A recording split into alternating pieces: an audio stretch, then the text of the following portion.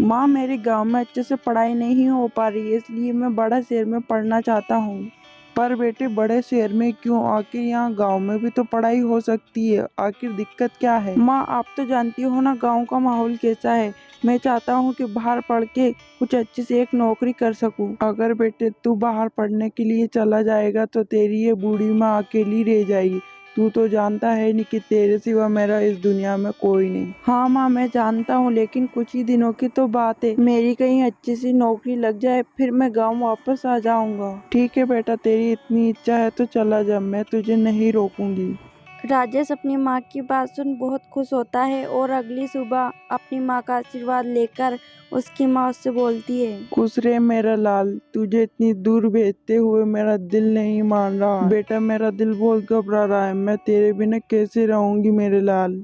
माँ, तू बिल्कुल भी चिंता मत कर, मैं घर जल्दी ही लौट आऊंगा और मुझे तेरा सपना भी तो पूरा करना है।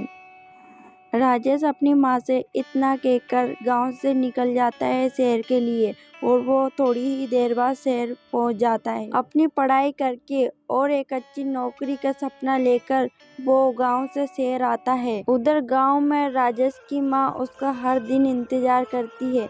ऐसे ही कुछ दिन बीत जाते हैं। एक दिन पड़ोस में रहने वाली उर्मिला आती है और कहती है, अरे शांता, क्या हुआ? तेरी हालत तो मुझे बहुत खराब लग रही है। कुछ हुआ है क्या? बता ना, क्या हुआ है? अरे उर्मिला, तू अच्छा किया तू आ गई। मुझे मेरे बेटे की बहुत चिंता हो रही। तू जाकर किसी से मेरे बेटे को बुलवा लेकर आ। पता नहीं मेरा बेटा कैसा होगा। अरे शांता, तू इतनी चिंता मत कर, तेरी हालत बहुत खराब लग रही।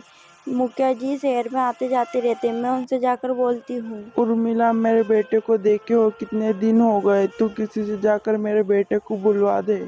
उर्मिला जल्दी से मुखिया जी के पास जाती है और उनसे बोलती है, मुखिया जी, शांता की बहुत तबीयत खराब है, उसका बेटा शहर पढ़ने के लिए गया है। अगर आप राजेश को बुलवा देंगे तो बड़ी मेहरबानी होगी आपकी। अरे कोई बात नहीं, मैं कल ही अपने बेटे के पास में जा रहा हूँ, मैं उससे भी बोल दूंगा कि तेरी माँ तेरे लिए परेशान हो रही है। ठीक है मुखिया जी, मैं राजेश की माँ को बोल देती हूँ, आप उससे पक्के में जाकर बोल देना। हाँ ठीक है, मैं बोल दूंगा। उसकी माँ से कहना कि बिल्कुल भी चिंता न करे, मैं उसके बेटे को जल्दी ही पहुँचा दूंगा।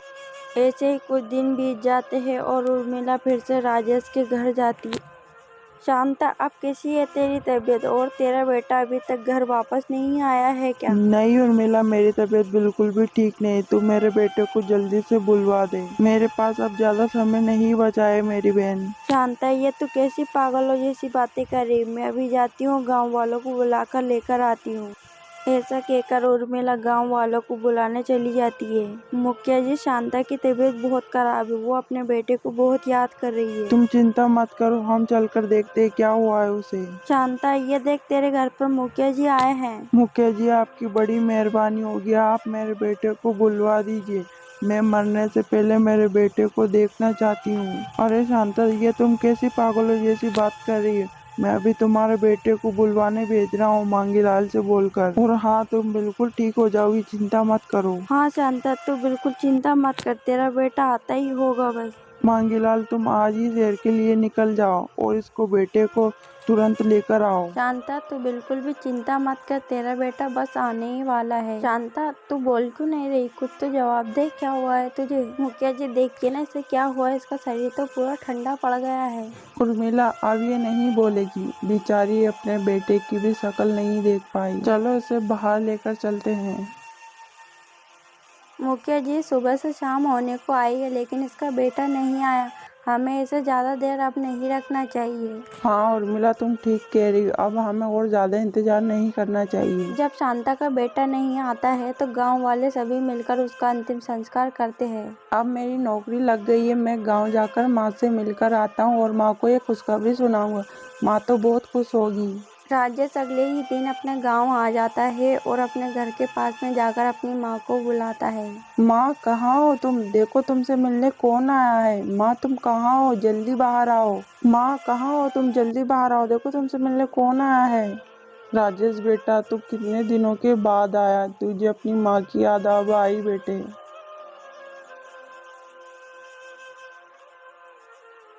माँ, मैं आपको कब से बुला रहा था, आप कहाँ चली गई? आपको पता है मेरी नई नई नौकरी लगी है। माँ, मैं बहुत खुश हूँ, आपका सपना पूरा हो गया, देखो मेरी नौकरी लग गई है। बहुत अच्छी बात है बेटा, तेरी नौकरी लग गई है, सुनकर मुझे बहुत खुशी हुई है।